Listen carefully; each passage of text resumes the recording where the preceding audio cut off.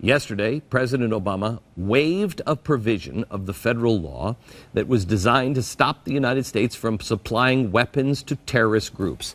If I just leave it there, the president actually now could make a case to bomb himself because he is helping terrorists.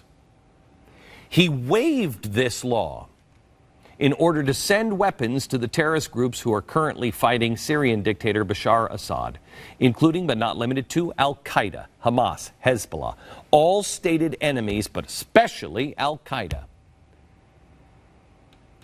So why are we not talking about treason today? Why are we not talking about impeachment? I just told the New York Times Magazine, I don't know, last week, I didn't call for Obama's impeachment. People think I just really hate this president. No, I hate power and those who do everything they can do to hold on to it. Well, at the time I said that, I suspected that we were giving aid and comfort and weapons to Al-Qaeda. I knew that, but I was still holding out some sort of hope that you could never really prove it, I guess. He wasn't knowingly doing it. But by him waiving this law, he has admitted that he knows he is giving aid and comfort to a global terrorist organization because there's no other reason to waive that law.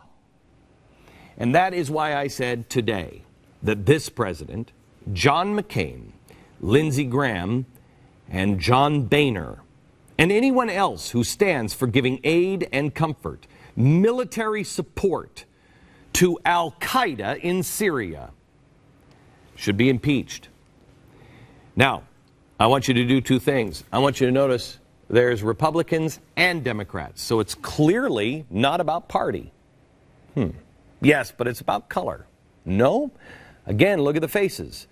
There's white, there's black, and there's strangely orange. So I'm just saying it's not about color either. The only possible argument that he has to engage in military action against Assad is to claim that Assad is an immediate threat to the United States. But the only problem here is he made the exact opposite case with an interview with CNN. But the notion that Mr. Assad could significantly threaten the United States is just not the case. Hello.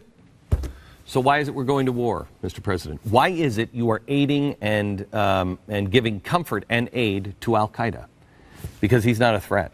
And it's a lose-lose situation. What possible good could come out of starting World War III? And that is, that's not hyperbole. So when you think about this, there's lots of reasons. He wants to save face. I mean, you could go, hey, let's go the way the left does. It's all about oil. Well, kind of, in a way.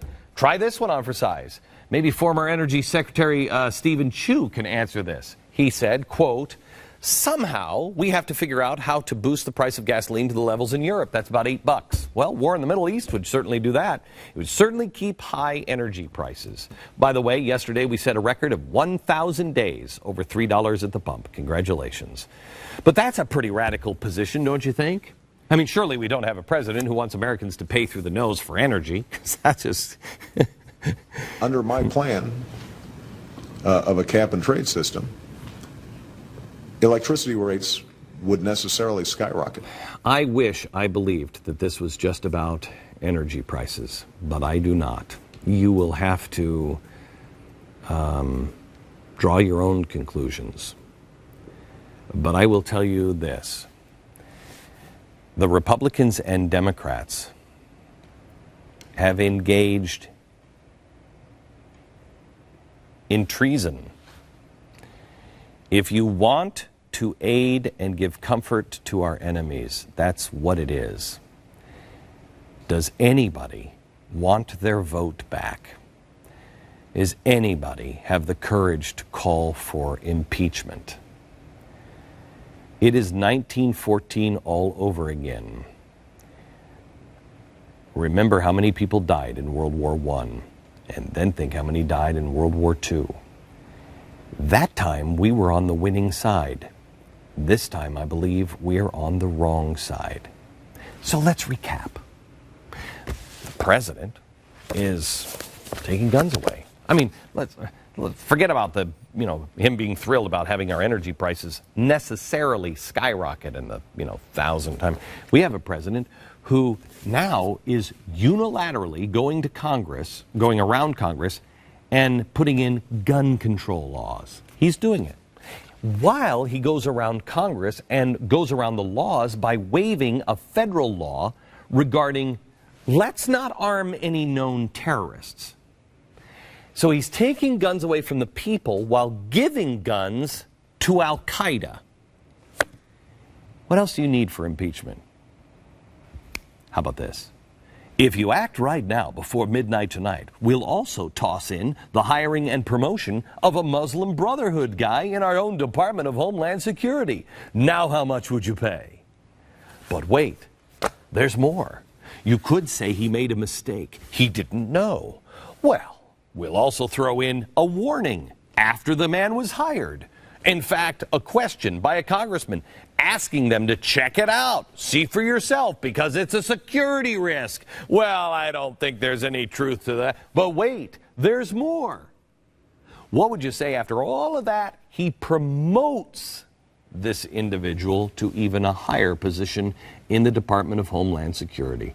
Is that enough? Where is your line? I just want to know. Where's your line?